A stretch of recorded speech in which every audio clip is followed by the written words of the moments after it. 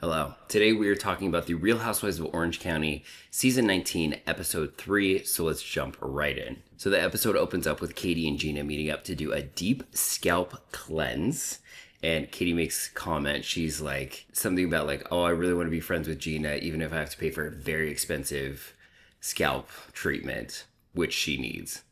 Shade. Tamara goes over to Emily's house, and Emily asks Tamara what she thought about seeing Gretchen again, and tells Tamara what she said on the podcast about Slade's ex having to do a GoFundMe for his son's funeral was wrong. So basically, Emily's like, oh, hey, like, how'd you, mind seeing Gretchen again?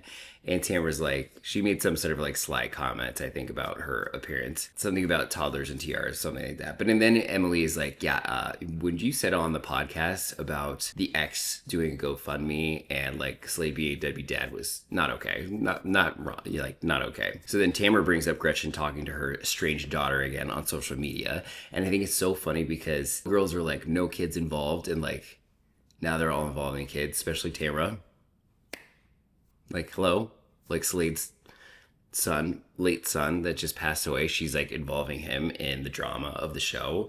I don't know. I just don't think, it's just kind of icky to me. Jen, Heather, and Shannon meet up at a restaurant to chat. So then we flip back to Katie and Gina, and Katie tells Gina that she texts Shannon apologizing about the recording and her sharing it with Alexis, and Shannon has not responded. So then we cut to Shannon she tells Heather and Jen that Katie texts her, and she's still very upset about the situation. She's like very clearly upset. She's like reading the text to the girls, and she's like, I will never talk to her again. So she's very upset about the situation, which I would be too. She was coming to her defense, and then she finds out that she's not who she's saying she is. There's a trend here with Katie, right? Heather tells Jen and Shannon that there's no coming back from this for Katie, that she has crossed too many lines. So Heather, before in the previous season, like Katie was coming for Heather. And so she went on this kind of campaign of like, we don't like Katie. Nobody was really buying it, I don't think. And now I think Heather's like going at it again. She's like, look, like, we can't trust this girl. We don't like her.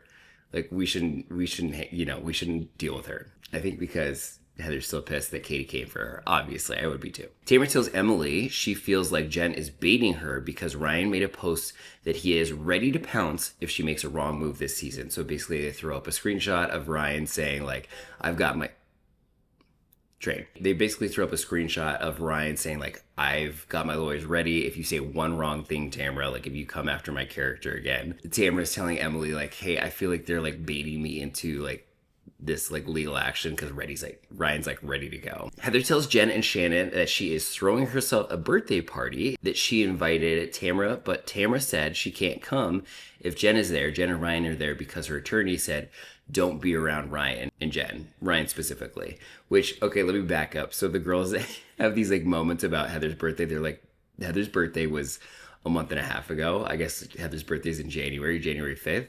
And Heather's like, well, I don't like to throw my birthday in January because everybody's like hungover and broke and fat and and like not drinking. So she's like, I like to celebrate in February. So all the girls are like, why are we doing this? Just throw a party. But anyway, that's funny. So there's drama around who Heather's inviting because Tamara doesn't want to be around Ryan, specifically Ryan and Jen. And Heather's like, well, I'm inviting them. So, and Tamara's like, I don't know if I can be there because of my lawyers. Heather's telling Jen and Shannon this at the dinner or the drinks that they're at. And Jen gets really upset at Heather that Heather invited Tamara because of what happened last year with the whole FBI thing and Ryan. Obviously, like that's why Jen's upset. Jen is like, I don't understand why you're friends with Tamara. And then Heather comes back and is like, well, I don't understand why you're friends with Katie. But Jen's like really emotional about it. She gets like, starts screaming in the restaurant and Shannon's like, oh my God. And that's Shannon saying like, we're being too loud. Katie talks about how her son Max, who is 15, still lives in Georgia with her ex, but is thinking about moving back to Orange County to be with her and the siblings. So it's a little like backstory moment for Katie. She talked about earlier that she had a child that she lost custody over because she was like basically an unfit parent. She was like a single mom, didn't have a place to live before she met her current husband, Matt. So anyway, so I guess he's still living with the ex back in Georgia. So she has a little scene about talking about the son might come and live with her and her family again. So she gets really excited about that. Shane, Emily, Gina, Travis, Shannon, and Adam. Stick with me here. Adam is Shannon's mystery date. They all go bowling at this like swanky bowling spot, which is cute.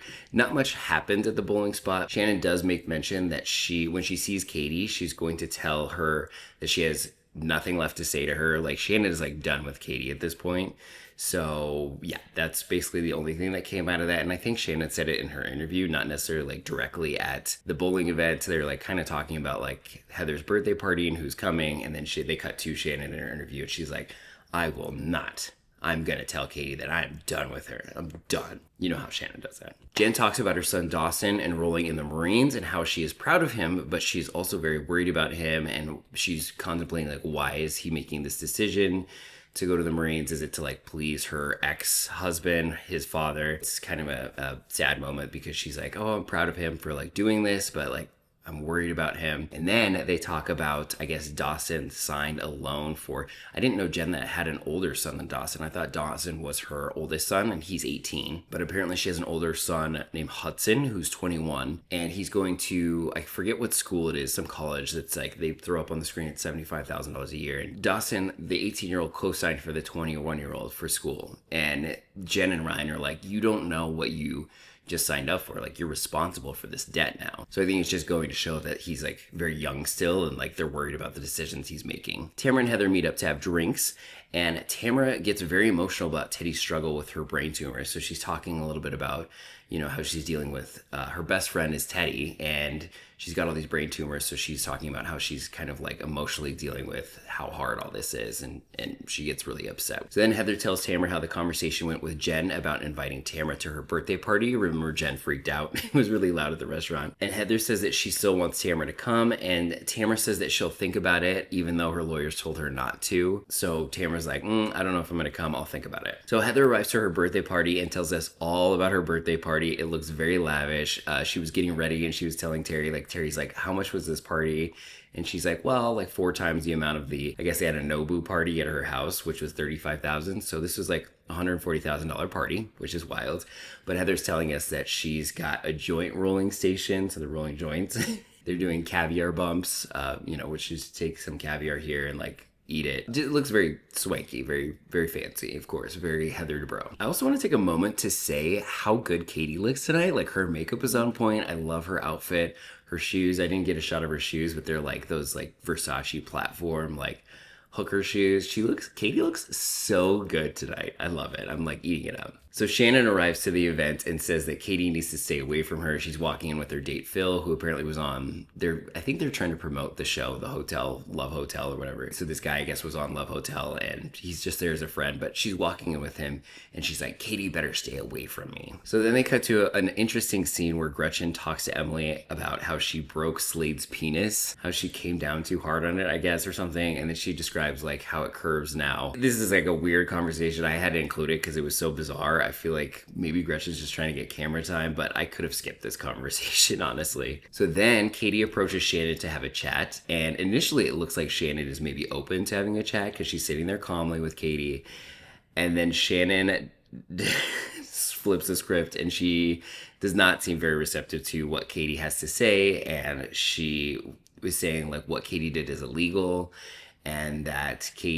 nothing that Katie does adds up, and that Katie is now on the level of John Jansen. That's what Shannon says to Katie, so she's basically like, I'm done with you, you're dead to me, I hate you as much as John, and then of course walks out. Like, it's very like, Shannon is very upset about the situation, which I don't blame her. Would you? So that's how the episode ends. I hope you enjoyed my recap. I will link down below the playlist to all the other episodes in this season. Hit that subscribe button to check out all my other recaps of other shows and past Housewives, that type of thing. And thank you so much for joining me, and I will check you on the next one.